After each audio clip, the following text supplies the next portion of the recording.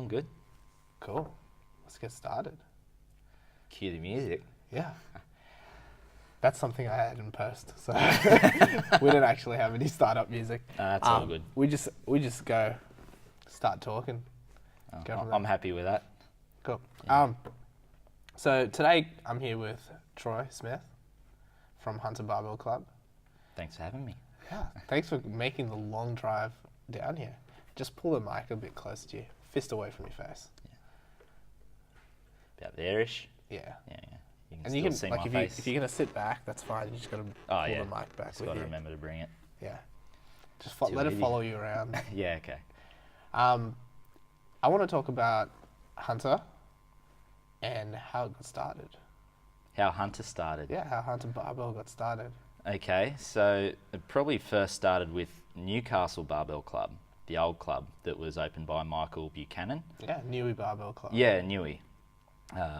Full name was Newcastle Barbell Club, and it was actually originally at CrossFit Newcastle because Buck used to coach there with Daz and Pip. So Buck eventually left there. So that's Darren Coughlin and Yeah, exactly. So it started there under their brand, and then Buck left, took Newcastle Barbell with him into a new establishment, and yeah, he had his own lifters sort of follow him over there. And then, so in the meantime, Katie and I were actually with Triumph. Yeah. And we heard that there was finally a weightlifting club in Newcastle. And yeah, we just sort of walked in and we've been a part of that community ever since, really. So Katie walked in and said, "Oh, look, I'm one of Marty's lifters looking for somewhere to train locally." And I walked in and said, "Look, I'm an aspiring coach, really.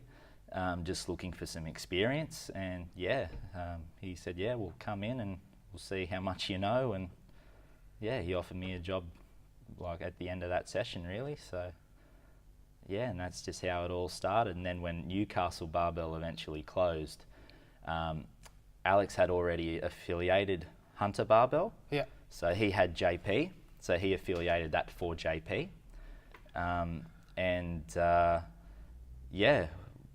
When Newey closed, JP is the reason that there's a Hunter Barbell? JP is actually the reason there was originally a Hunter Barbell, yeah. Wow. So And that fool doesn't even compete anymore. that fool only ever did one comp. Yeah. Yeah, so You hear that, JP? he knows. He was, I'm sure you know, with JP's backstory, he was going to try to compete for Mauritius, I think it was. Yeah. The Com Games. Didn't quite work out given his profession as Yeah. a doctor. Didn't have that much sort of time for what needed to go in. So Hunter was already affiliated. And Buck was still sort of in charge of the whole process at the time as to moving in with Hunter. He was the one negotiating with Alex and whatnot. Buck was still in charge of the weightlifting show, so to speak. And so he got us in there. And then once we sort of got in and set up, Buck moved back to up north to Brisbane. And it was sort of like, well, all right, Troy, I guess you're everyone's coach now. So I was coaching everyone for a long time before that, but it was still Buck's club really. But then once he moved, it sort of fell onto my shoulders, and I had to learn really quick.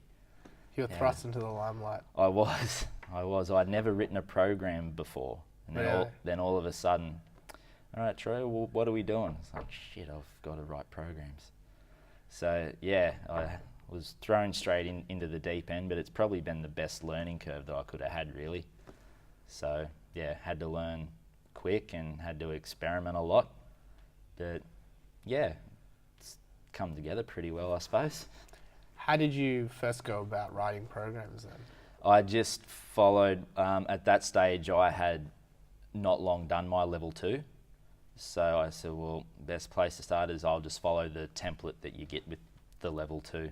What does that template look like, roughly, if you remember at all? So your first 4-week block, you're given It's given waves, information. right? Yeah, exactly. So you got it's a 13-week block. your first 4 weeks is more technically based, and then you start to peak in the next 2 4-week blocks after that with a taper week before comp. Yeah. So I just followed that structure, pardon me, and in that you can sort of, with all the numbers provided for volumes, intensities, and all that you get given with it, you can work out how many exercises they should be doing each week of each thing. And so I just basically said, okay, well, they need to be doing this many exercises for skill, this many for strength, split it between the days that we have, and everyone could use this exercise for now, they could use this one for now, this one for now, and you might just modify on the fly for someone who's might get better value out of another exercise, so to speak. But if the exercise prescribed is snatch, for example, and someone's just not quite, they need to work on something through a certain stage of the snatch, then you'd modify it to a different snatch exercise. So you might modify it to a hang or something along those lines for them on the fly. But so that's how I started with it. And how far away have you deviated from it? Not too far. It's still the rough template, I suppose. But I've since then, you studied a little bit more, done a bit more reading, especially with Bob Takana's stuff and Catalyst Athletics, that sort of thing, and a little bit from uni, not too much though, because it's not really weightlifting specific. Yeah. So, but just sort of, I guess it just became gradually more individual as well, especially knowing that it's the whole purpose of that 13-week template is to peak for a competition, and you don't always have exactly 13 weeks before a competition for a lot of individuals. So you've sort of got to taper as you go, or tailor as you go rather. Sorry, just making some edits on the fly. All good. Making it sound a little bit louder. Okay. I probably should get a little bit closer. No, that's all right. When you first started getting into weightlifting, was there a particular reason? Like, did you come from a CrossFit background as well, or? Yeah. So I started going to the gym in high school. The idea was just to not be the skinny kid anymore. Now I'm just the skinny kid with shape. But basically, when I moved to Newcastle, I started going to... And where are you originally from? I'm from Narrabri originally, so... Where's that? Where's that? That's generally the next question. Northwest New South Wales, so 2 hours northwest of Tamworth, 2 hours south of the Queensland border. Okay. So that's where I'm from originally. So is that anywhere close to Armidale and stuff? Yeah, Armidale's 2.5 hours away. Okay. So back towards Tamworth, then another hour. Heading that way. I think it's east. I'm from up that way. So I moved to Newcastle when I was 22. Okay. And for study or just for... Work and study, more for broadening horizons, really, I suppose. And you were an electrician by trade at that time? Yes. So I just finished my apprenticeship. So I left high school, got an apprenticeship in one of the local cotton gins for Oscott, which was pretty cool. At that point in time, I was not a hands-on sort of person. If you asked me what a pair of pliers were, I would have just said tool that cuts stuff. I wasn't very hands-on practically. But I wanted to learn how to be. My dad was a very hands-on person, but we just didn't do a lot of that sort of thing together. He'd given a lot of his woodwork stuff away by then. And I somehow beat out 30-odd people for this apprenticeship, and which, ironically enough, I was told later by the manager who hired me. He said, you got it because you had the best handshake, and because when I read your resume, you were a junior rugby league referee, and anyone who can put up with that kind of crap can put up with the crap we have to put up with in this establishment. And I was just like, okay, cool. So just learnt the rest on the fly, really. Yeah. So did my apprenticeship, and then I decided to move to Newcastle to do my diploma in electrical engineering, which is just TAFE, it's not uni. So I did that. I got a job here straight away. The mines were in full swing. got a job working for a company that made machinery for the mines. So it was all workshop stuff. And yeah, I did night school at TAFE to get my diploma in electrical engineering. And then the mining boom dropped. When that happened, I probably lasted 12 months, which was not too bad, I suppose, until I got laid off. And yeah, couldn't get a job after that, so I had to reassess, and now I'm at uni studying all over again. But What are you studying now? so originally I just got into uni because I needed to not be sitting on my ass anymore. So I got in with food science, Yep. human nutrition.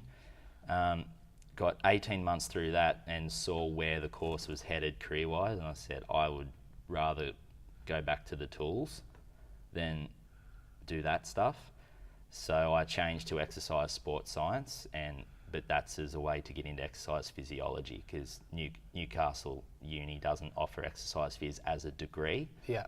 So I'll do exercise sports science there and then do masters in ex phys after As a that. postgrad. Yeah, exactly. Yeah. So you do it that way.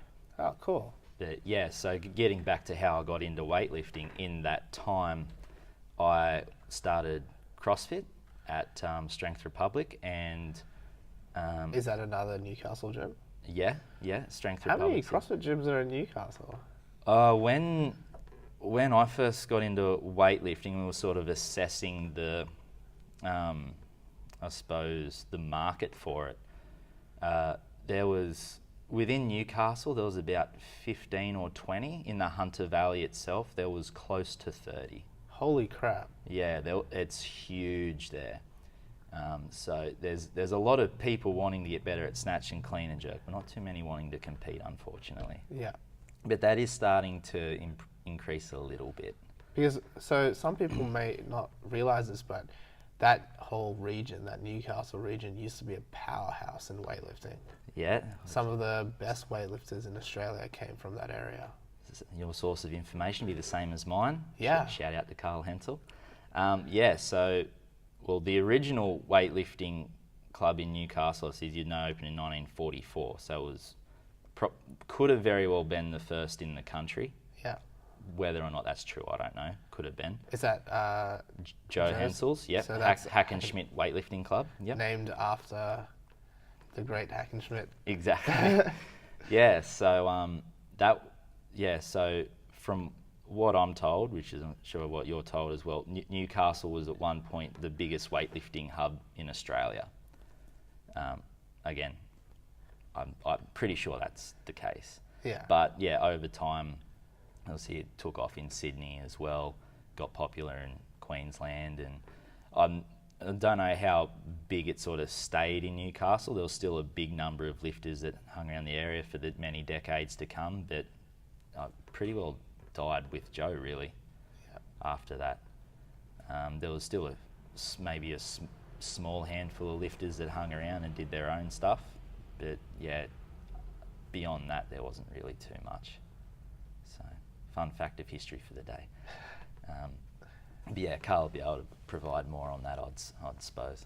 Yeah, I need to come back up and do some more, film some more stuff with him. Yeah, for sure. He's got some awesome stuff there. Yeah, I never thanked you officially on the podcast. That was I think our third or fourth podcast. It's pretty early on. Yeah.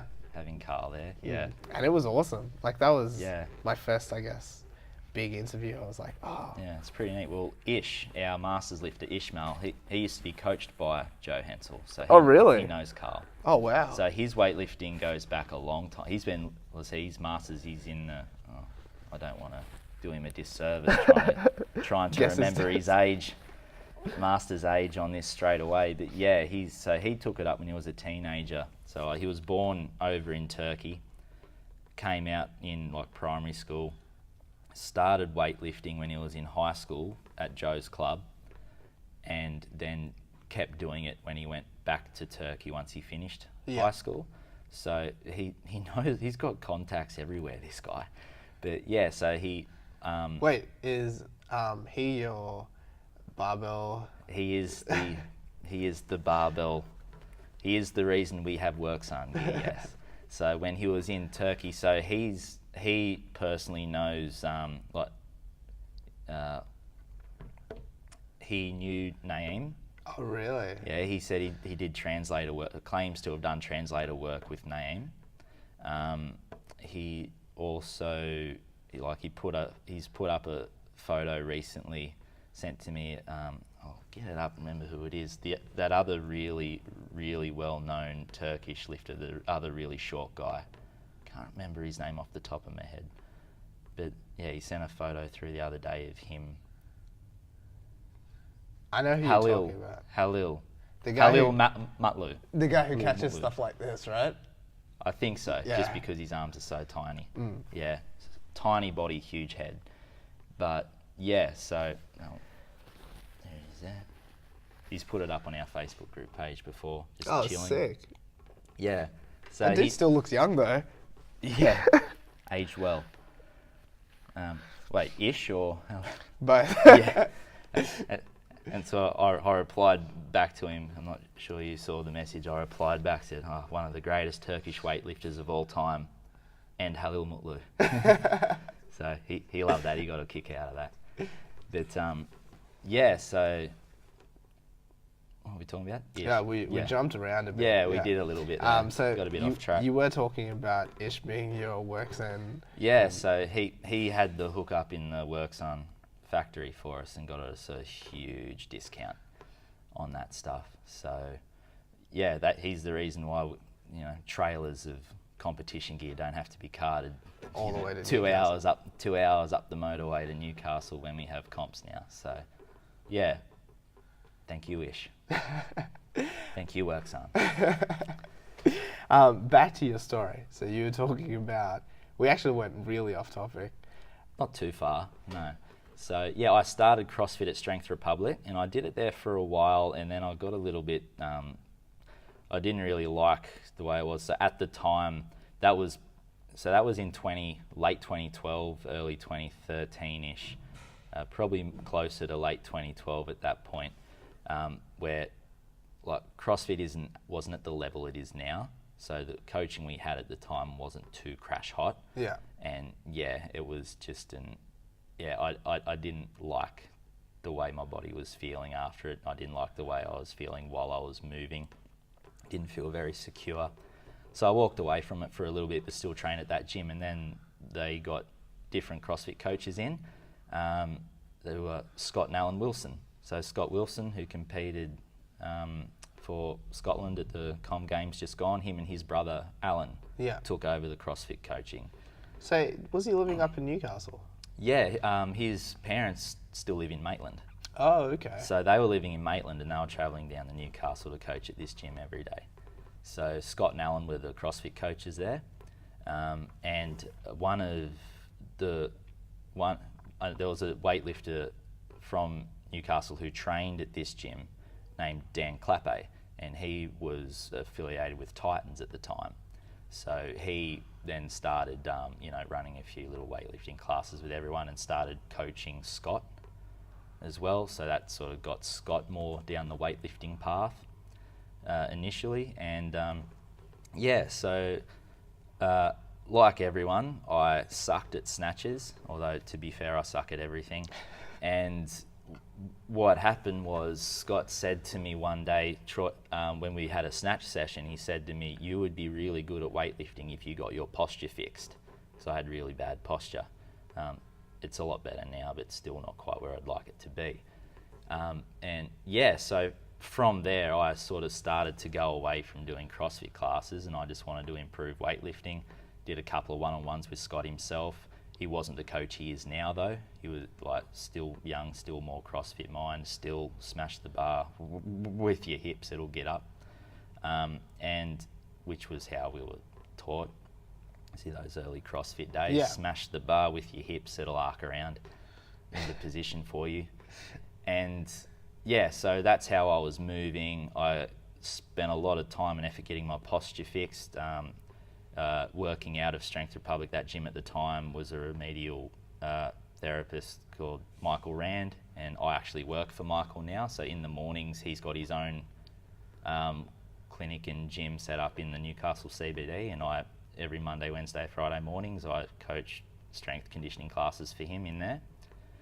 So that started that relationship. Wow, come full circle. Yeah, so that's probably the part that got me sort of set on eventually deciding that I wanted to do more clinical work.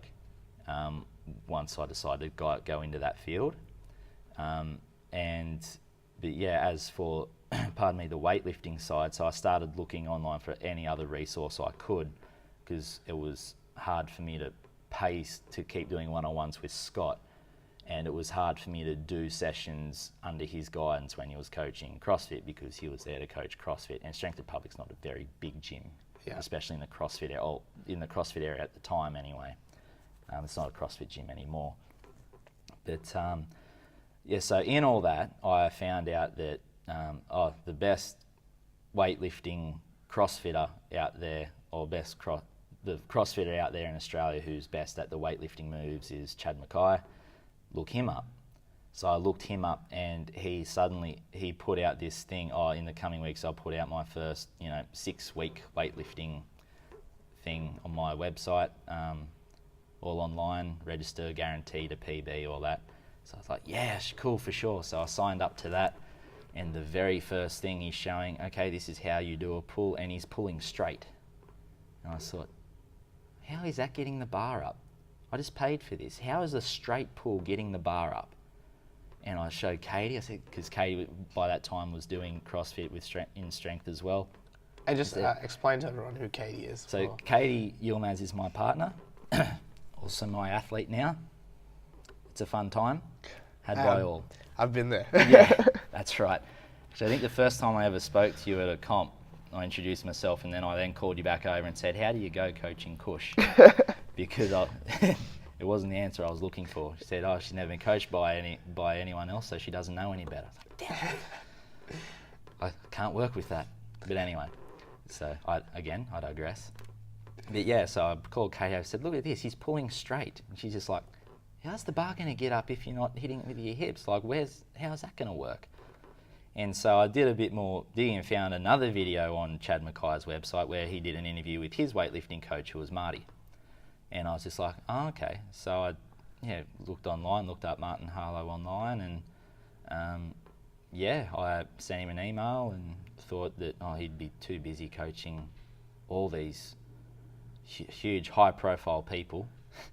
Because to me, like people like Chad Mackay at the time, like you get in that CrossFit mindset, these guys are gods. Yeah. So I'm thinking, well, back then it wasn't like that. Yeah, so I was just thinking, if this guy's coaching gods, he must be super busy. He'll never get back to me. And I'm pretty sure he emailed me back like within 5 minutes and said, what's your phone number? Emailed him back, and less than a minute later, he called me. So he asked the question like, what do you do? What are you lifting? Like, and I explained my end of it, and he sort of said, okay, well, and I started talking about the videos that I'd seen of a straight pull versus a bump. Like, I want to know what's the difference and all this, and explain I was getting my posture fixed and whatnot, and my age at the time. And he said, okay, well, do you want to be an athlete or do you want to be a coach? Like, because I can show you how to lift well, I can teach you how to lift well, but the answers can go deeper if you want to know how to coach. He said they're two very different things, being an athlete and a coach. And I sort of thought to myself, I said, being a coach sounds more interesting, because I could learn more, and what I learn I can use to improve myself anyway. And yeah, so that's the direction I went. I went down and did a few sessions with Marty, and I think I finally graduated to an actual 20 kilo barbell after 4 sessions. That's how terrible I was moving. And it just sort of went from there really, and eventually I got Katie down, and Katie did a session with him, and because Katie being so small, she picked up quite well. She got under the bar very quick, so Marty was quick to say, I want you to be one of my athletes, and I'll keep mentoring you, coaching you how to coach. Yeah. And that's where it all started really, and then that was the point. Like a few months later, probably close to a year later, was when we heard that Newcastle Barbell had opened, it was more high profile then because it had moved into its own establishment. It was more about it on Facebook and whatnot then. So and Instagram, black and white. We actually didn't have Instagram at the time, so yeah, I'd never heard of it at that point. So yeah, it was all Facebook then. So yeah, and that's when I said, oh, well we contacted Marty. Said, oh, look, a club's finally open here. Do you mind if like we make that our new base of operation and we'll keep doing what we're doing? And yeah, so we did initially. Like I think for close to 12 months, Katie was still affiliated with Marty, and then gradually over time, I just sort of ended up, because I was working with Buck, so I ended up sort of like, Marty still helped me out, but it just became less frequent, and I still had Buck there to help mentor me as well. And yeah, that's pretty much led to everything else we've spoken about. Wow. And how do you go about now coaching your partner? She's better. And I'm better too, I suppose. I've learnt to be a bit more patient. She's learnt to be more patient. She's learnt to take instruction a bit better. And I think she's got a better understanding of the position that I'm in as well. She's got a, like with a bit of time, she's come to appreciate it a bit more.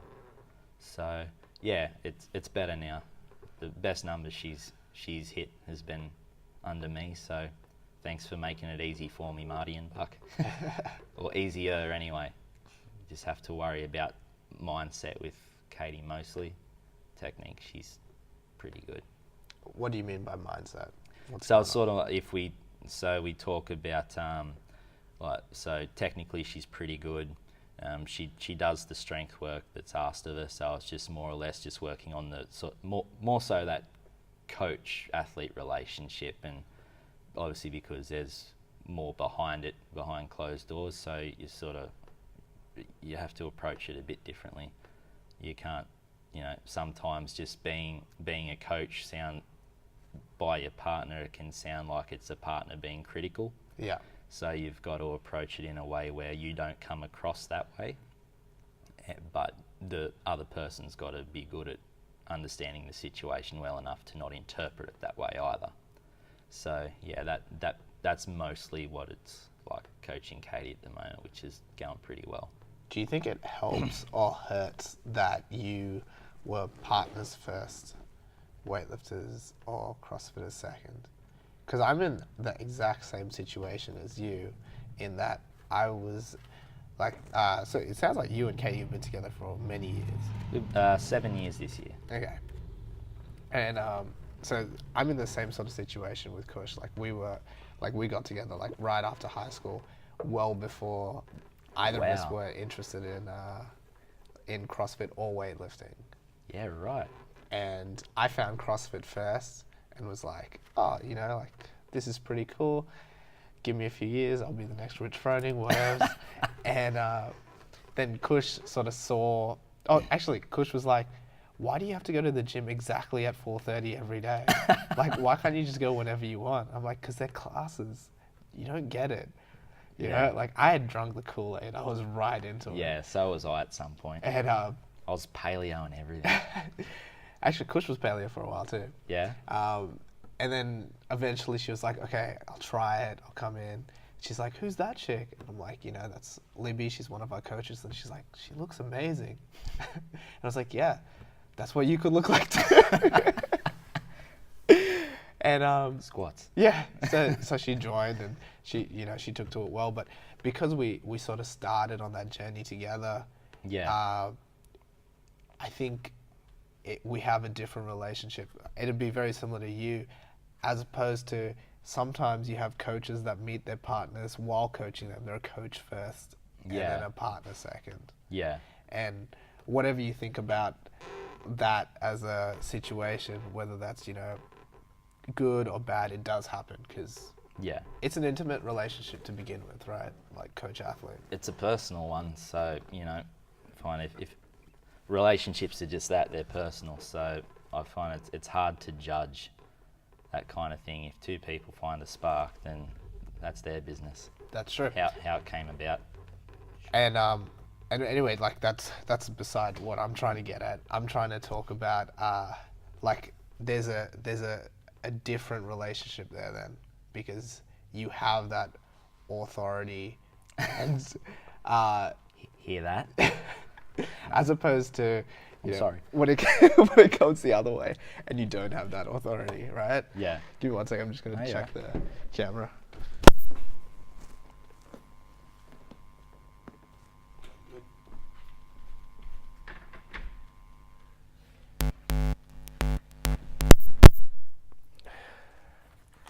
Sorry, I started rambling because I wanted to get into that stuff. No, that's fine. All good. They're the best conversations. Rambling ones? Yeah. Tell me about Oren. How did he get into weightlifting? So this is actually pretty cool. So Oren was a student at Waratah campus. He had played rugby league for many years. He was a little bit low on self-esteem and whatnot at the time, so I'm told. I hadn't met Oren at this point. And his PE teacher was Dan McGavin, and it was Shooter, as we know him in New South Wales weightlifting. But yeah, so Shooter had started up CrossFit Waratah campus, which worldwide was the first CrossFit affiliated high school. Oh, first high school affiliated CrossFit, whichever way you want. In the world? I do believe it was the world. Okay. It was the first. Wow. I could be corrected. Shooter can do that. Yeah, I need to try. I'm trying to get him on here. Yeah, jam him. Get him out here. Yeah, jam it into him. Actually, there's a lot of people up there that I need to interview, so maybe I need to come on. You might have to. You might just say, right, this weekend we'll book out this building room, whatever it might be, and at this time I'll interview you. Okay, 2 hours later, you're booked in for this time, and just do it that way. Get it all done. Yeah, because you got Dan.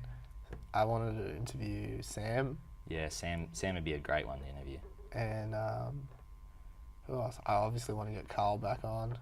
Get you back on. Anytime. Yeah, anyway, sorry. You were talking about Oren at Waratah. Yeah, so Shooter got him into CrossFit there at his gym there at Waratah campus. They developed a pretty close bond. And when... before I get into coming to Newcastle Barbell, he got him doing more CrossFit on top of that as well because, Shooter and I had known each other before that stage. Shooter and I used to be WOD partners at Strength Republic, so Scott Wilson used to coach Shooter as well. Oh, okay. So Shooter and I used to be WOD partners. I really struggled to keep up, and Shooter and Scott did a lot of stuff on the side just because of how strong they both were. Yeah. But yeah, so I knew Dan for quite some time before he brought Oren into the weightlifting club. But before that, again, Shooter brought Oren into Strength Republic, and Oren started CrossFit there. And that was around about the time that I was leaving the CrossFit classes. So about that stage, Oren sort of stepped in as I was stepping out. And so Oren started to get strong there. He got a lot of self-confidence out of it.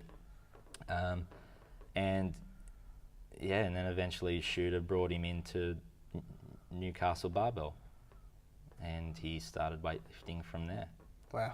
So yeah, where he is now is a huge testament to Dan helping him out as what I understand was a struggling student, which might be a loose term. I'm not sure. I wasn't there. Yeah. But yeah, so. But you can speak to the man he is now. Yeah, for sure. And what is he like now? He's just that. He's a man. He's a very mature young man. So I don't really know too many other words to describing him. He's quite humble. He's very mature for his age. He looks after himself quite well. He's just a great young man. And then on top of that, he's strong as fuck. And that's self-evident. I didn't have to say that. And he always says hello at every comp to everyone. He's extremely friendly. Extremely friendly. I always appreciate that. You know, some lifters really keep to themselves. He keeps to himself when it's time to, which is. But he can turn that switch on and off. Yeah, he's learnt that very well. So yeah, when he shows up, it's hello everyone. Yeah. You know, how's everything going? And but when it's time to switch on, he can hit the switch, which is good. It's a huge testament to him, because I can't recall ever teaching it to him. You talk about, before you were talking about KD and mindset and how important that is over, for her specifically, like a technique's good, a strength is good. That's an important thing. mindset something that you think as a coach that you need to be responsible for as well? Yes. It's a bit of a tricky one. I can't really summarise it formally per se, but I suppose for me, I think the easiest way to say it is that for me as a coach, because I didn't really have, after leaving Marty, I didn't have too much sort of help.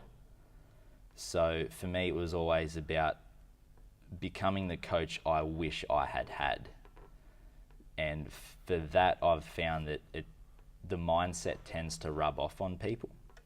So people sort of can appreciate what you're saying, the way you do things, and the mindset tends to just come to them in a way. Like, I haven't had too many athletes where that hasn't happened. So I don't sit down with anyone and work on mindset or anything like that. Sometimes I have to say, okay, you need to be able to do this, like you need to be able to get in the zone quicker, or you need to not be stuffing around so much to some people.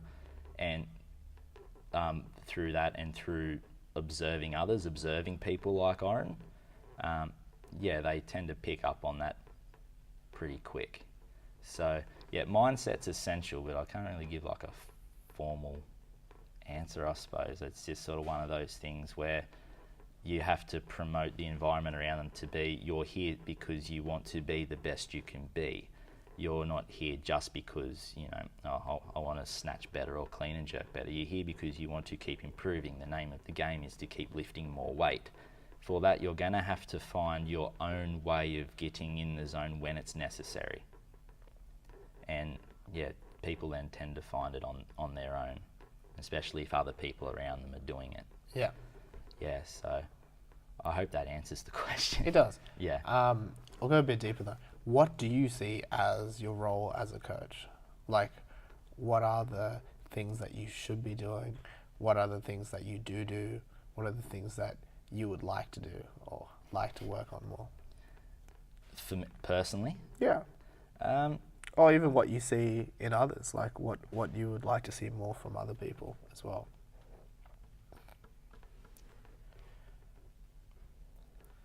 Like you said, that's deep. Not sure where to start.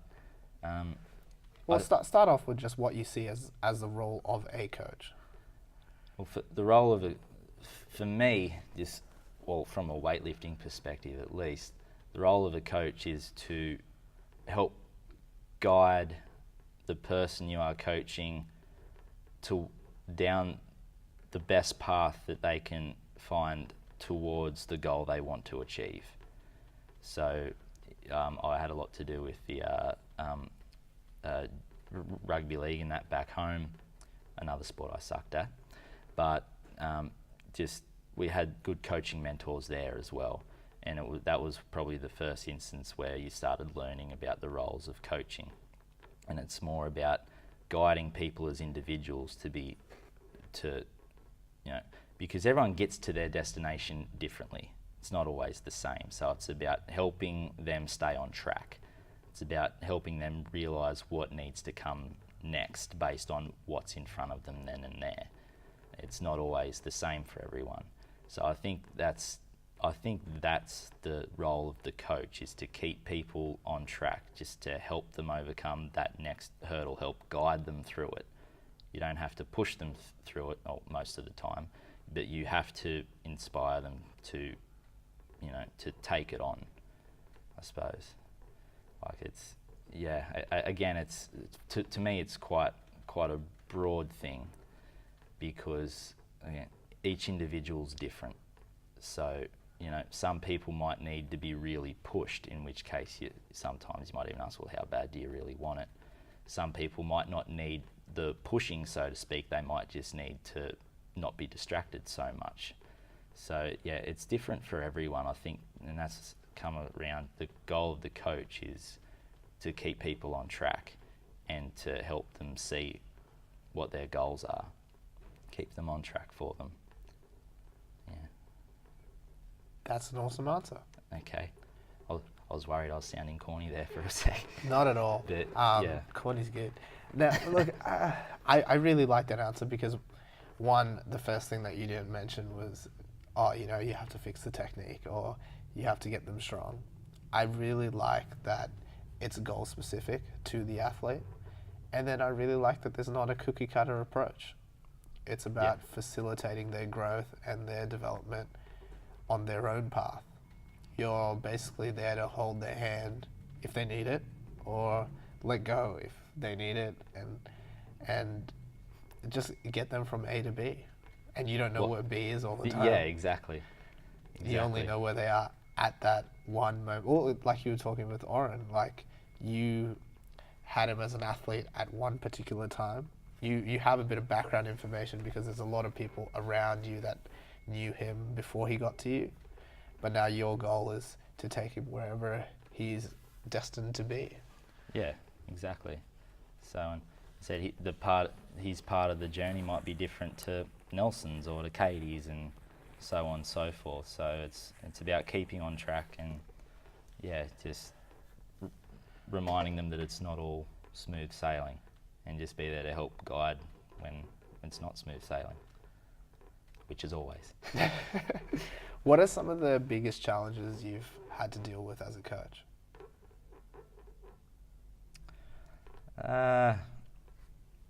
Honestly, probably time management.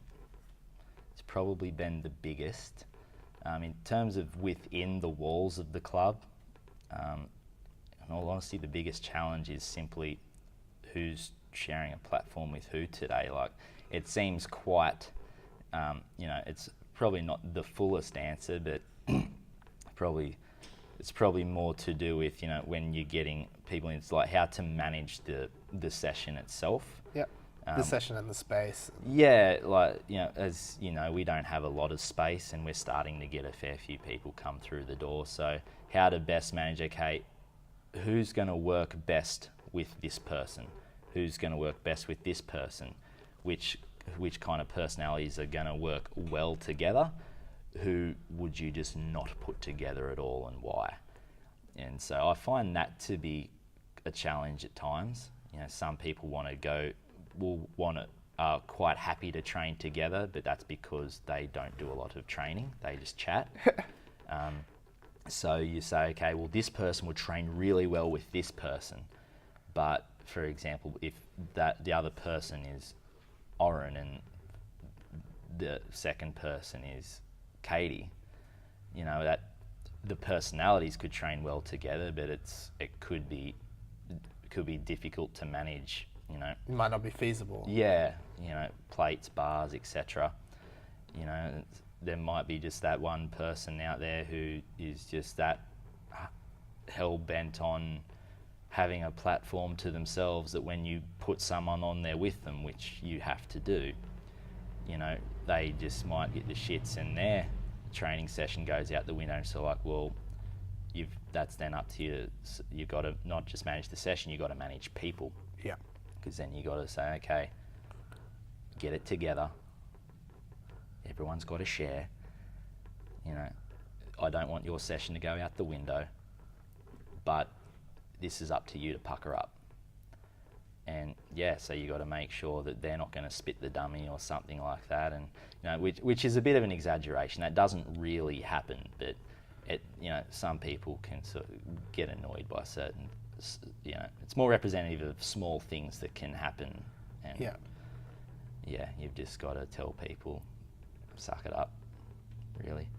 So I find that to be the hardest, like just the whole management side. You're managing people, you're managing physical space. How do you run your sessions? Is there like a couple of hours that people just come in for, or do you have specific classes? Pretty much. So we only have 6 training hours a week. Okay. So we every Monday, Wednesday, Friday, 5:30 to 7:30. Yep. So some people finish work in the local area quite early, and they might be there as early as 5 o'clock, maybe a bit earlier. They'll just start warming up. They might even start their barbell warm up as well. Other people might not finish work till 5 or 5:30, and we won't see them till 6 because of where we are. The traffic can get pretty hefty sometimes. So You guys are like near Walls End, right? no, we're in Adamstown. We're not. Adamstown. Yeah, we're not. Wait, you're the same place that I've been to? Yeah, so Carl's at Walls End. Ah, yeah, that's right. Carl's at Walls End. No, but we're in Adamstown there. So geographically, it's a really good spot because it's pretty central to everything for Newcastle. But so people just show up at staggered times. So sometimes we might have only 6 people in, and we might have the straggler come in at 6 or something like that. Sometimes even 6:30 when there's an hour left, and you say, okay, well, you can just jump on and share with whoever, or by that stage, one of the 6 who are in have finished. That platform's free now, you can jump on there. Other times on Fridays, which is our busiest, we might have 14, 15 people between 6 platforms. And so well, this guy's maxing out today, this person's maxing out today. I've got a newbie learning on the bar, so they need the most attention, but I still need to pay attention to the people maxing out. And I've mentioned 2 or 3 of the 14. There's 14 others. Who you've still got a coach as well. So I find that to be that and time management at home between programming and actually studying. Yeah. I find those to be the hardest aspects. And are all of your lifters on individual programs at this stage? They were last year, but they're not this year. Why the change? So what I've done this year is I've sort of said, okay, well, because from last year when they were all on individual, it was taking up so much uni time, I said, right, it's too much. Something's got to give. So what I've basically done is said, right, this is the gym program. It is periodized. It will program for these events, which is like senior state, senior nationals, that sort of thing. So not everyone will go there, but they can still peak around that same time in the gym or something like that. Pardon me. Unless there's a comp that they as an individual want. So the setup is right. That is something for you to follow. All right. It will get you where you need to go. If and as I said before, we can play with the exercises on it. If the exercise says snatch, and I feel you could do more from snatch from the blocks or the hang, then that's the variation you can do. And if there's a strength exercise or something like that you can't do because you're carrying an injury niggle, then we can switch it on the fly. That's fine. So that's on the wall. You can follow that. However, if you want individualized programming, see me, tell me what comps you want it for, and this is how much you're paying for it. Yeah. So that way, I can put time into the individualized programming still, but at least I'm getting something in return for the time that's taken away from study. Of course. Yeah, so I run it that way. So there's a few people in the club who are just following what's on the wall. Others are following individualized. And was there any sort of backlash, or was there a bit of a culture shock from it? No, everyone was happy. Everyone said about time. Yeah. So, everyone loved being on the individualised stuff, but I think they were sort of said, it's about time you did something for yourself. So I was like, okay. Well, and that's mainly because you've spent a long time developing a trust between you and your athletes. They know that they know that you have their best interests at heart. I hope they know that. Yeah, for sure. Well, they obviously do, because if they reply with that, they get it. Yeah, for sure. So, and they're the only 2 who I say have to stay on individualised is Oren and Nelson. Yeah. Because they obviously have opportunities to go overseas at this point. Yes, so and I guess their comp calendar looks very different in terms of where they're going to peak. Exactly. Most people are peaking for a state or a nationals if they're good enough to make it. Yeah. As where they could be going, you got Oceanias, Youth or Junior Worlds come into effect. They still want to do their respective states or nationals as well. Yeah. So, you got to take all that into account. And, so there's a lot. Especially when you're the only coach. For sure. Yeah. Have you thought about getting someone in to help you out? It'd be great. The only problem is that's not my call. It's on Alex. Yeah, so Alex Ward, the owner of CrossFit Hunter. Yeah. So he's the man who pays me. So except for if it's individualised programming or private PT, Yeah. then it's all me. Yeah. But yeah, in terms of the actual weightlifting training hours, Alex is the one who pays me. So, you know, he's got to weigh up if he can afford to pay another coach. So You yeah, need an that's how intern, mine ends. an unpaid intern. Put the call out. Anyone in get on that. Newcastle? Yeah, so Katie's actually doing her level 1. Oh, this cool. year. Oh, that would be So, helpful. Yeah, for sure. And with her being with you for so long, and I'm sure you guys talk shop all the time. Yeah. You could be the next coaching power couple. You could be the next knows? Miles and Angela Wydell. Well, at this stage, we have to live up to Andy and Kush. So you guys were the next ones. Thanks. Damn, now I lost my train of thought. What were we talking about? I have no idea. I can't remember. You asked me some deep questions, and then we just kept rambling. Yeah, no, well, we were talking about the space and stuff. The challenges. Oh, yes, sorry, the challenge, managing, yeah. Yeah. Managing stuff. What have been some of like the really cool things that weightlifting has done for you? For me personally, Yeah. self-fulfillment, that I've managed to be the coach that I've wanted to be. So I've managed to be that coach that I've always wanted to have for other people. So, you know, if someone... What does that coach look like? Other than obviously looking like you, I meant like, what does he represent? What does he do? He represents someone who's got the athlete's best interest at heart. No matter what, the athlete has to come first. That's why they're paying you. That's why they're coming to you. That's why out of everyone else that they could go to, they chose you.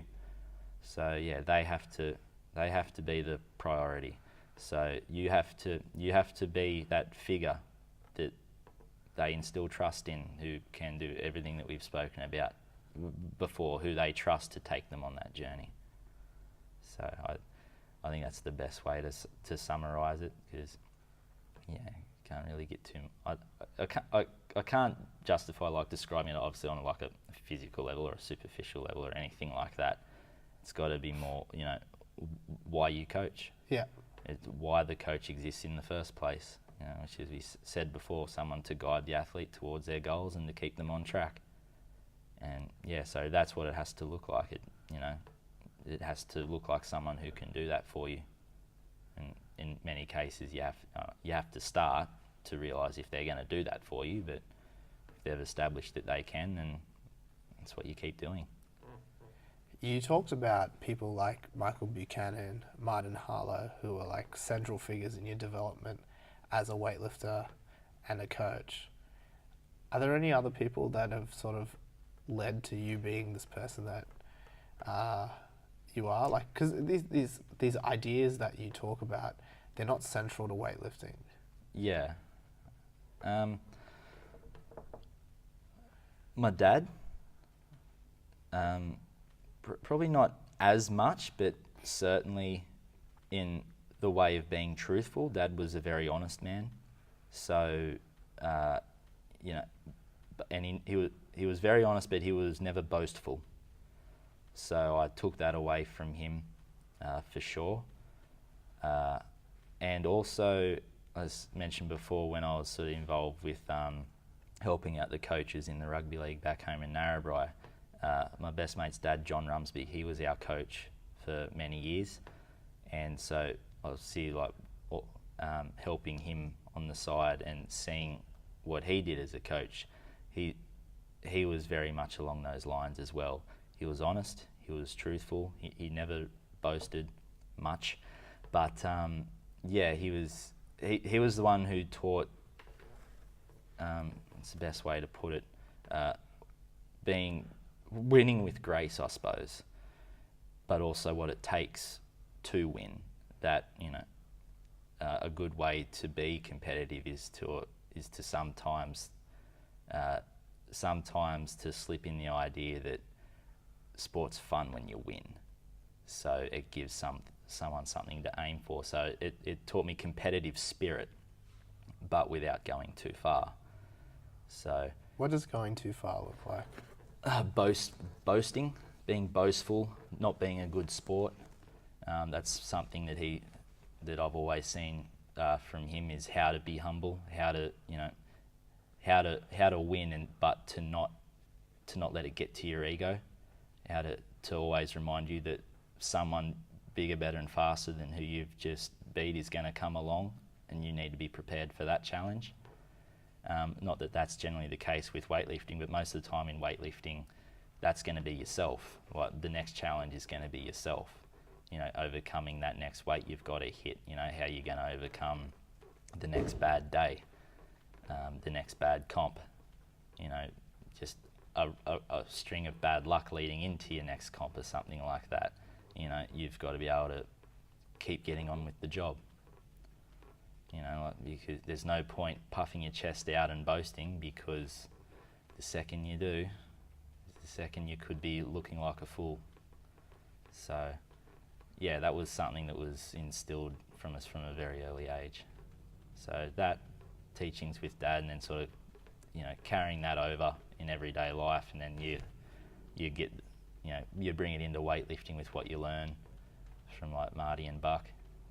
You know, and I got a lot out of the level 1, level 2 as well. Who did your level 1 and level 2? So level 1 was Michael Keelan. Yeah. And then level 2 was Leo Isaac. Okay. So, yeah, I took a lot out of both of those as well to put into what I was learning on the side with, you know, Marty, and then with Buck as well. And you start to see that, you know, it's not all black and white. Weightlifting's not so clear cut.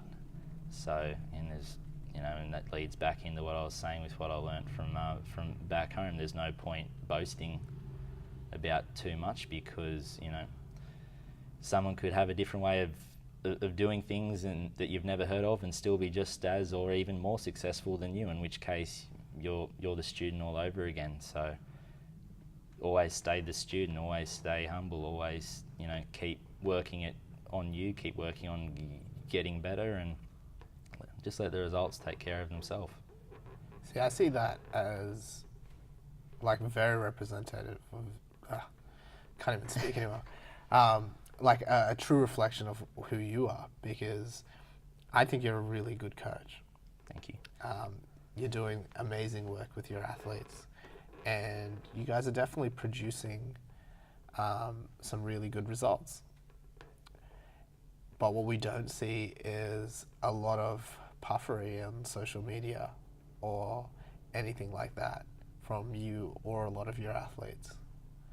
And I think that makes it easy to forget about you, in the sense that, you know, like you well, we are 2 hours away up the that's so. it. I mean, so to put into context, like, we're not a gym that's close to anyone either. Yeah, true. You know, we're in the middle of we're in the middle of an area that is not really close to many other gyms and clubs. Yeah, that's true. And all that. Everyone tends to be pretty central to Sydney, but like, we do a lot to promote ourselves. Yeah, like, for a sure. lot. And part of that tends to be obviously some boasting and some puffing up of the chest. And like, do you see that as a big problem, or as a sign of something else? No, we'll see. For your gym, I see yours isn't boasting. Yours is playful. Yours is having a laugh at yourself and showing off just how fun a training environment you've got. That's completely different. You know, putting your hand up, I'm number one sort of thing. That's when it can come back to bite. That's the sort of stuff I don't like. Yeah. You can be number one and inspire people, or you can be number one and just have people not like you because you're a dick. Okay. Like that, yeah.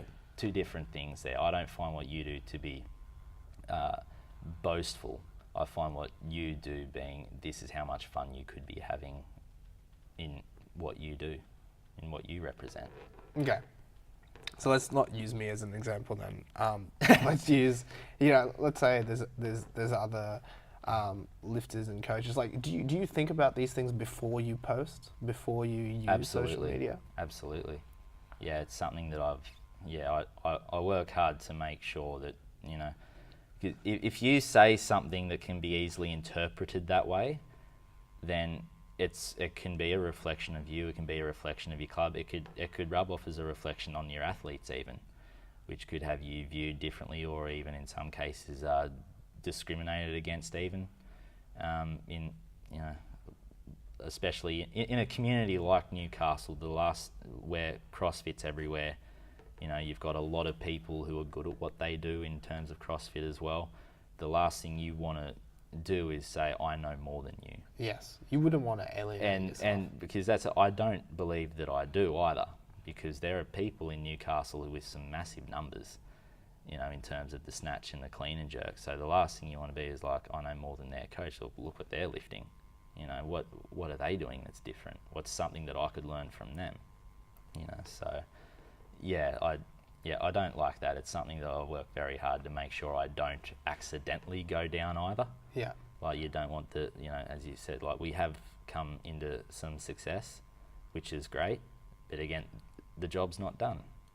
Like the athletes, a lot of, like Nelson, for example, just picked going to Youth Worlds in 4 weeks. Congratulations, Nelson. Congratulations, Nelson. Yes, Nelson Harris. So Nelson's going off in 4 weeks, and yeah, it's my job to just make sure that. Wait, what's his Instagram handle? Nicorette Quick Mist. Yeah, what does that mean? Look, I can't give you an answer to that because I'm not sure Nelson even knows what it means. I think it's just something he's put up. I see it every now and then, and I'm like, what the hell does that mean? I think the easiest way to put it is Nicorette, you can beat the cigarette. Like, I don't know if he's just generally passionate about people quitting smoking, or he's just got nothing else to put up. Like, I don't know. But yeah, before we get too far off track, I suppose. But yeah, so part of the job there is, like, I could be on Insta spreading that everywhere. I got this athlete here, yeah. But what if he goes over and, touch wood, what if he goes over and bombs? How good are you going to look then? Yeah. So. Which is the sport. Yeah, that's right. You can't control everything. That's exactly right. So you do your best to make sure that especially with an athlete like Nelson, congratulations, your hard work's paying off. Just remember, it hasn't fully paid off yet. Job's not done. Job's not done yet. And then, so once Youth World is over, we reassess however that went. And we say, okay, what's the next job? And we start working towards that. And yeah, just let the results speak for themselves, and yeah, just go about it that way. Cool. I think that's probably a good place to end this one. All right.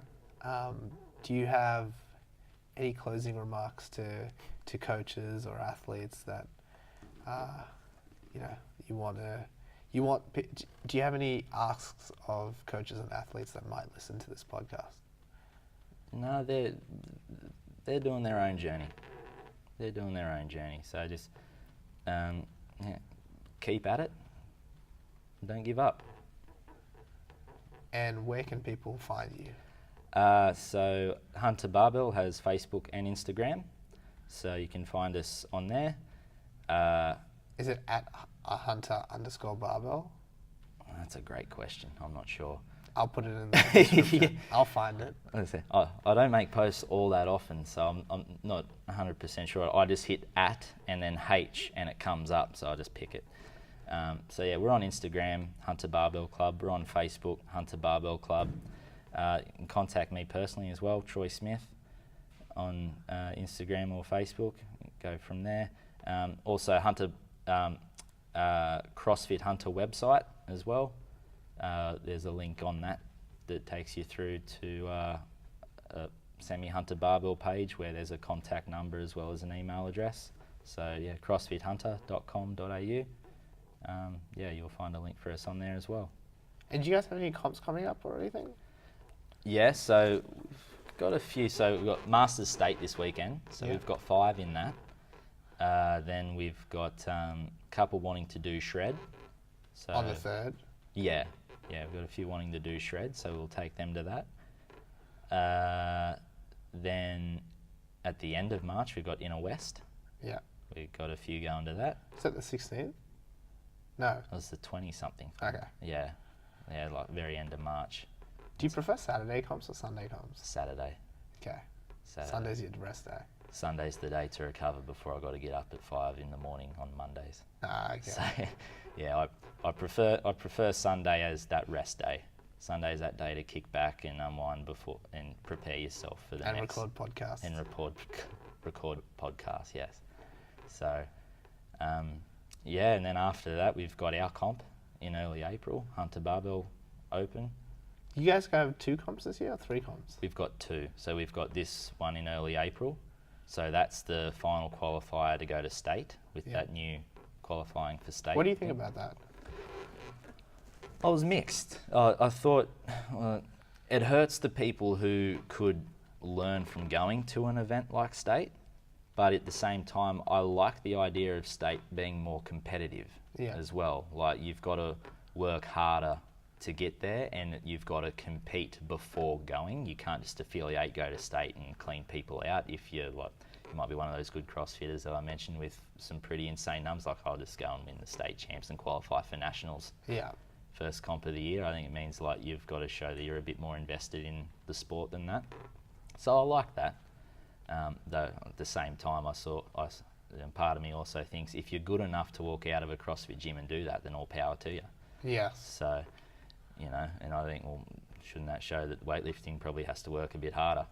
But yeah, there's a few ways to look at that. But yeah, I don't mind it. What do you mean by weightlifting has to work a bit harder? Well, athletes doing weightlifting. Yes. Okay. Have to work a bit harder. I see. Yeah, so there's good and bads to it, but I suppose I would definitely summarise it as more good, given that there's a few people who would like to experience going to state, and it means I'll get them on a platform earlier. Yeah. So it's good. It means that we don't get to state. They have to taste a competition before state. Yeah. Which I like. So. And the qualifier isn't a massive, is it? I grade for men, J grade for the girls, I think. Yeah. So it's not big by any means, but it's certainly not. It's not at a number where you can just sort of pick up a bar for the first time and then suddenly you're at the state championships. Yes. Yeah. So, yeah, I think the positives certainly outweigh any negatives. So yeah, I do like it. See, I like it because I see weightlifting as just like you said, you know, like just steps as you're leading up, and the more steps that there are means the less gap between the steps. Yeah, that's a good one too. So if we say like you have your first competition as step 1, and then what's the highest level of weightlifting? The Olympics. Yeah. Yeah, and then just underneath that would be like a World Championships. Underneath that would be like a Commonwealth Games. For us, anyway. Yeah. For us, yeah. Or in if you're somewhere else like the Pan American Games or. Yeah, your equivalent of that level, I suppose. Yeah. Then you obviously have the Asian Games, all of those comps somewhere around there. You know, like all those 4 comps are somewhere in the pinnacle of the sport. You're more continental then as well, like your Oceania. Of course. Then you got Oceania. Then you've got like some major comps within Australia. So we have things like the Arafura Games now again. Yeah. Do you have any lifters going to the Arafura? No. Darwin's too far away from Newcastle. Well, it's closer for us than you guys. No, I don't think we had anyone sort of who's really keen. I don't think we had anyone who really needed to. Yeah. Either. So, yeah, Oren's current training at the moment, he's just focusing on improving. Yeah. As opposed to peaking at a certain time at this point. We're just sort of seeing where improvement takes us. I said Nelson's got Youth Worlds in 4 weeks, and I think his next one after that will just focus on Oceania. I don't think we've got anyone else really hitting those sort of numbers. Alex really wants to. Alex Hersey wants to get to that level, but he's just not quite there yet. Yeah. Well, he did nationals last year though, right? Yeah, nationals, but probably not something like a Fura. Isn't this qualified the same? I don't know. I didn't really look at it. I thought it was higher. No, RFOR nationals have the exact same qualifier. Do they really? Yeah. Okay. I should have looked harder into that. The only difference is you have to be registered with Adams. No, he'll have to do that anyway at some point. But yeah, but even then, his programming wasn't up to it. So is he going to be an 89 now, or is he going to drop back down to 81? 89, and I think that's the other thing as well, is that his qualifier Is for a bit higher 89 is a bit higher. Yeah. So he'd already hit what he needs is an 81 for nationals, which is like 250 or something like that, I think, or 251. So he's hit that, but that extra step higher, I think it's like, just off the top of my head, like a 264 or something along those lines. You're in a similar weight class, you might know that maybe a bit more. Wait, for nationals? Yeah, well, if it's that. No, the 96 qualified for nationals is 259. The 89. Yeah, so that's what I'm saying. So 89 will be less than 259. Oh, okay. It'll probably be like 254 or 250. Get my numbers confused now. I know. I generally have them on a computer in front of me. Yeah. So it's 240 for 81s. Yeah, that's fine. Yeah. Yeah, okay. So he actually, it'd probably be like 248, which is what the old 85s used to be. Yeah, that makes more sense. So, but yeah, so he's qualified for nationals already as an 81, but I think he's an 89. We're aiming a bit higher. Yeah, not just qualified, but win. Exactly. No. Anyway, but, so yeah, back to the start, and then so you have all these big comps, and you have your RFOR nationals, Australian Open. Yeah. Then it sort of just disappears. It just goes to local comps. And open comps. So it's nice to have something like a state championships that people can look up to and be like, oh, that is my first step in my journey.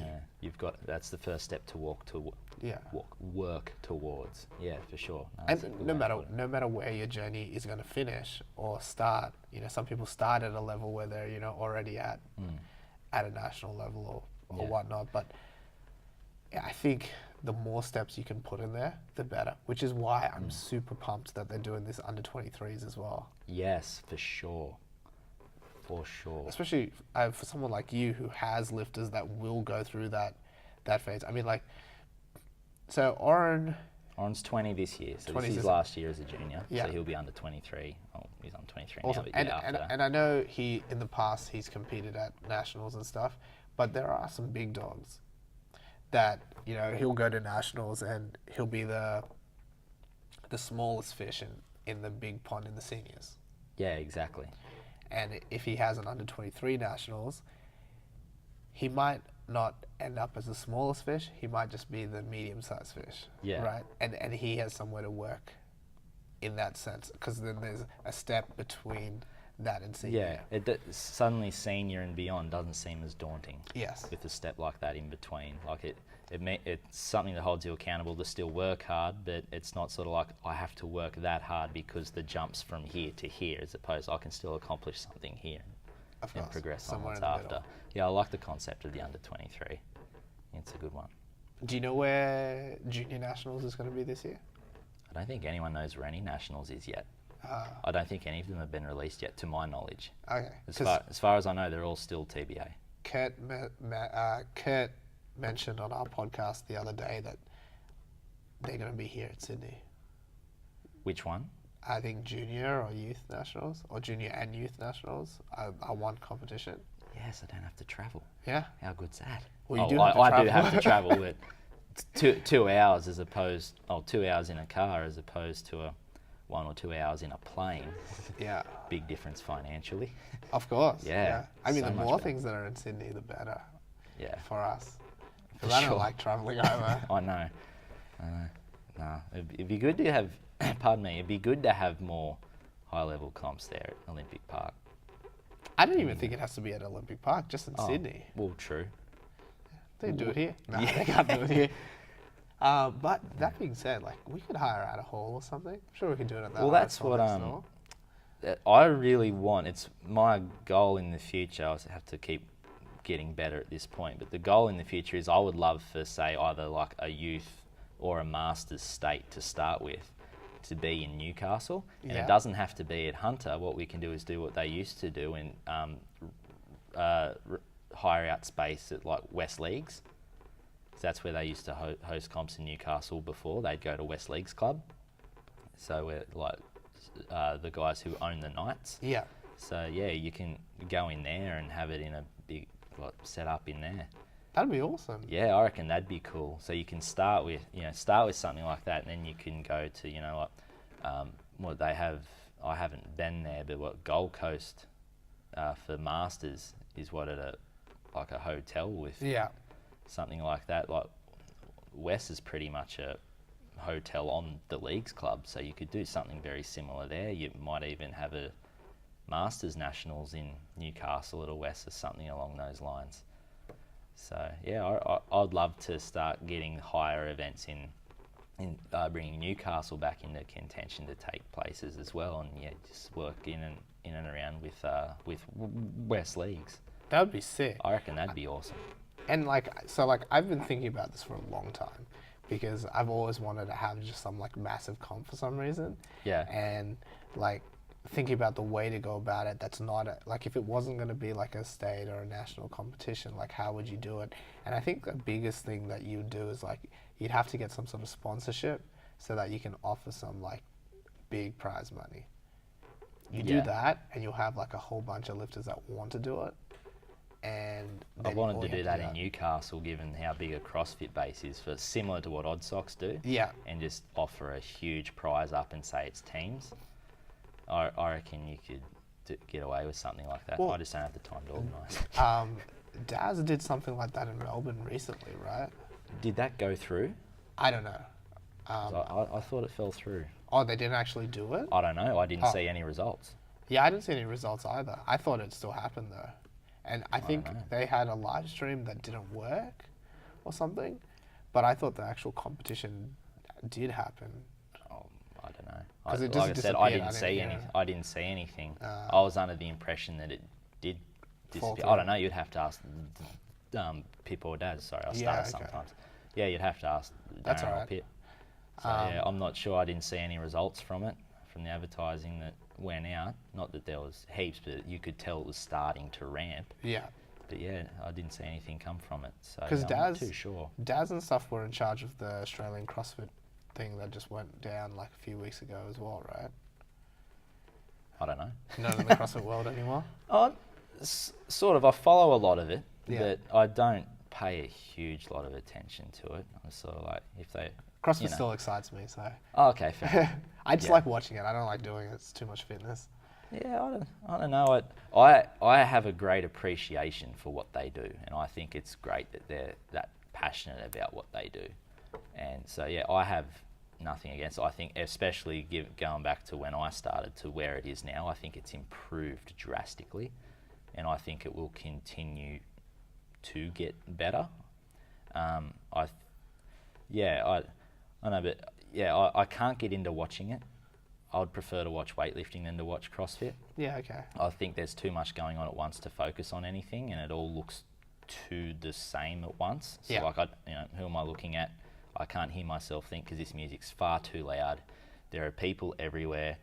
Someone's touching me, like, because there's that many people around. Yeah. So I appreciate it for sure, and the training and hard work that goes in. I think it's been great for, I suppose, just generalised health for people as well. I think it's been outstanding, but yeah, I can't get into actually watching per se. So I'll see what people have achieved through it, and I think that's awesome. But yeah, I can't sit there and watch it. Have you've like, I remember I saw you once, like, walked into a comp and you had all these dots all over your face and body. Randy. And like, you always seem to be someone who's like experimenting with like one thing or another. Like, have you always been like that? Yeah, I think so. Also, it looks like we're not finishing the podcast now. That's fine. As you see, I drove 2 and a bit hours to be here. Let's make it worthwhile. Yeah. Oh, we were going to go film some videos and stuff. Oh, okay. Yeah. Fair enough. But yeah, have you always been like that, or? I've always been one to not... We'll get some food too. Yes. that's a fantastic idea. Yeah, I've always been one to. Sorry, is that getting a bit? I don't know. I don't mind trying something different that other people aren't doing. Yeah. I think that's why I've come to like weightlifting so much, especially like being from where I'm at. Like where I'm from, it's sort of more. In summer, it's cricket. In winter, it's rugby league. Although like union's big out there too, but the same thing. Like cricket in one, rugby in the other, and the other sports just working around. Kind of like sport all over Australia, really. But yeah, I think that's why I like weightlifting. One of the reasons why I like weightlifting so much is because it's like the athleticism that goes into it, and yet no one really tends to look at it too much, which I find intriguing. And yeah, so when like something that's a new concept, it might be new in relation to time, but it might be something new that I haven't seen before comes in. I'll tend to be like, what's this about? No, I probably won't dive too deep into it, but if the opportunity to get the answer is right there in front of me, which it was in the example of the dots that I was wearing in that comp that day, I was like, yeah, give it a try. What were the dots? So Michael Rand, who I mentioned before, who I started seeing for my posture, so he did some course overseas somewhere for I think it's like bioamino frequency patches or something like that. So there's a patch for everything, but yeah, I don't know too much about it except it works on. Maybe we should ask Nelson about it. He's good with patches, right? You can beat the cigarette. That child. But anyway, so as far as I know, like they work on the nervous system or something like that. There's all sorts of weird, funky functions and whatnot. So you can get ones that sort of, so say certain nerves. So say if I've got pain in my right arm. Yeah. So say, okay, the nerves come from this particular nerve, which comes out of this vertebrae. So you might put a dot to say, right, let's cease the signal coming from this nerve.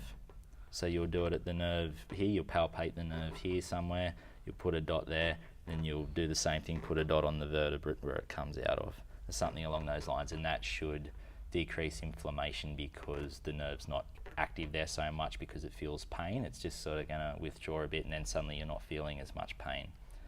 Inflammation can go down. I think there's a different one for inflammation down or something like that. Okay. Things like that. So yeah, but you wear them for 3 days. You don't just pop them on for a few hours. Like it's a 72-hour thing. So he was using. Which is why you're wearing it. Well, I was wearing it at the comp, and I was like, "Oh, are you quitting smoking?" It's like, kinda. No, but I really don't want to have a conversation this long with every single person that asks me.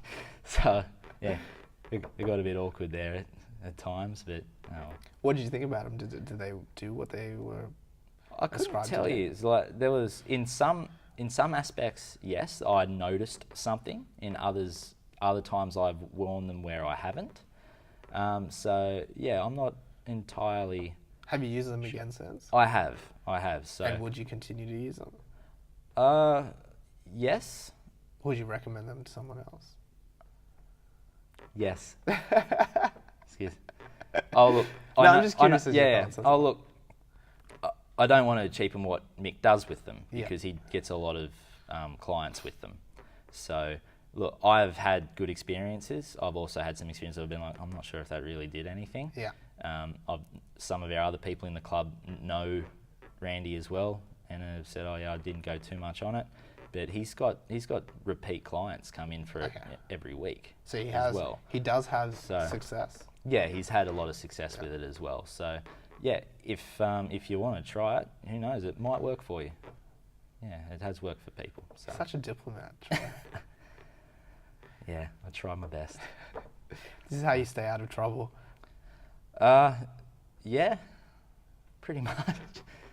I'm a very boring human being, so this is so like. Is that why people were so surprised about the dots? Like, you're a heavy smoker, eh? He's a heavy smoker. He needs 5 dots. I see 5 dots, and they're just on his neck alone. What's going on? He's got some demons hiding. I don't know how to really keep going with that. No, No, I'm a bit of a boring person. I don't get out too much. I don't get up to too much mischief or anything like that, really. I don't know.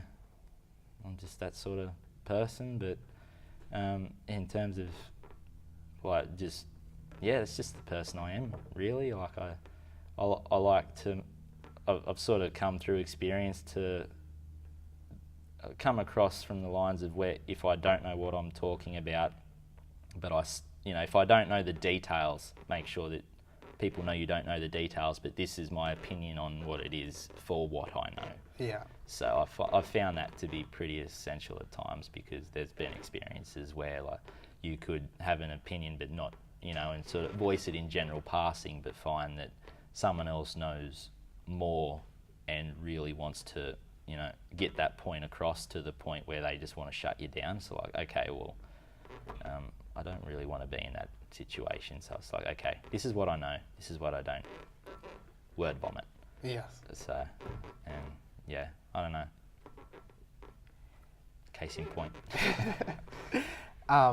You said you had a starter. I do. Can you tell me a bit about that? Because I actually had never noticed it until... Not many people in Newcastle know that I do. Until the other day when I talked to you. Yeah, not too many people know that I do. So I started studying probably when I was about 6 or so. So I've always had... So that's normal to start at that age? Yeah. So I started about then, and then it got a bit better. Then when I was 11, it kicked in really bad. And it sort of hung around the early years of high school. And then as I got a bit older, I got a little bit more confident in myself. It started to sort of taper away a little bit. It still hits me on certain words starting with certain letters or sounds, and depends where I'm up to with breathing. Like if I've talked for a long time, it's been a long drawn out sentence, haven't taken any more breath in, then I've got a word that starts with this sound, it might kick in then. Or maybe if I get really nervous about what I'm about to say. Which is why you're doing pretty well today, because it's all weightlifting. Well, it's not. Oh, not really. It's been pretty good since I moved to Newcastle. It hasn't been too bad. Oh, sorry, going back further, since probably not long before high school, it started to get to a point where when I would stutter in the middle of a sentence, people at school would be like, "Oh God, I forgot you stuttered." Yeah. So it was probably about like sort of that year 11, year 12 and beyond that it started to sort of trickle away, but it does pop up now and then. How did it start? I don't know. I was 6. You just can't remember. What was it like? Like, was it hard for you? It was difficult because it was more of more embarrassing because you knew it didn't happen often. Yeah. But when you just wanted to get out what you wanted to say and it was happening, you just felt embarrassed because you knew that, oh my God, this hasn't happened for a week maybe. I haven't started for a week, and then all of a sudden you're surrounded by your peers or whatever, and you're trying to get something that you want to say out, and all of a sudden you can't. It's not because you don't want to say it. It's not it's nothing along those lines. It's just simply it just won't come out. I can't physically just get it out of my mouth. Yeah. But yeah, so it used to be more embarrassing, but it's not so much now. Yeah, So like you're super articulate. Like, I would never see you as someone who struggles to speak. High school again used to be. Yeah. So what were the things that helped that? Like, can you look back and say, hey, like, this was the reason that I sort of like progressed onwards? Not really. Can't really put a. It just sort of went finger away. on it. Yeah, I know. There are certain aspects like I don't have a great deal of self-esteem. Never have. So I think as I got a bit older and I found certain things where I was semi-good at, you get a bit more confidence out of those things and those particular, whatever might surround those things. So weightlifting, for an example, is a good one. So I think weightlifting is one of those things where, being in it, I haven't been in it all that long, but for the time that I have been in it, the feedback that you get and whatnot, you get a little bit of self-confidence and you get that self-satisfaction out of it, that you realise you don't have to be as careful anymore, sort of thing. It's probably more, it's more interpersonal. So it's sort of like if you know, but interpersonal between, like, say, myself and Oren, or myself and, you know, one of the masters lifters, or whatever, whoever it might be, when you see and get the feedback from them that, you know, they like you as a person, they trust you, and they verbally give you that feedback that they, you know, they have that faith in you and what you're doing, then you get that bit of self-confidence, and all of a sudden, you know, talking to them becomes easier. You know, you're not as careful with what you have to say, not always anyway. But yeah, you find everything's just easier. Yeah. Okay. And so yeah, it's just easy. It's easier to express yourself without fear of criticism, I suppose. What other people might think of what you're saying. Wow. So it seems like, and I don't know if every starter is the same, but it seems like starters are very much about like an individual's perception of themselves in relation to others. In my case, yeah, I'd say that. So I'm getting too far away from the mic. Especially like now that we're having like these deep and meaningful conversations. I think it's just dragged on. It's gone on to the point where we're just getting more relaxed, so we're just sort of sitting back further. Yes, yeah. Well, that's the good part. Like when you start off, you're like all prim and proper. Like it's like, can they see me? Can they hear me? Yes, they can. Let's chill. Maybe that is a good time to finish off now. Yes, guys, that was terrible. So remember, you can find Troy at Troy Smith on Instagram, Facebook, Hunter Barbell Club at Hunter Barbell on Instagram and Facebook. We'll figure out where that is and put the links in the description. You can find RAW Barbell Club at RAW Barbell Club on all of our social medias. So that's Instagram, YouTube, Facebook, Twitter, Snapchat, wherever you might want to find us and follow us. We post some really cool stuff. Look out for some cool videos, hopefully with Troy, that we might film today. Might not, I don't know, it depends how hungry we are. And if you love this podcast, I did. I really enjoyed it. Please reach out, comment, and let us know what you liked about it, what you didn't. And also, please share it, because that's how we grow, by you guys sharing the podcast. And if you really, really loved it and you want to help us out, you can now donate to the podcast. So you go to www.rawbarbellclub.com/donate and just donate a coffee. We'd really appreciate it, because Troy keeps drinking ours. It was offered. No, I'm just kidding. But it does help out the podcast. I'll see you guys next time. Thank you so much for listening. I love you all. Bye.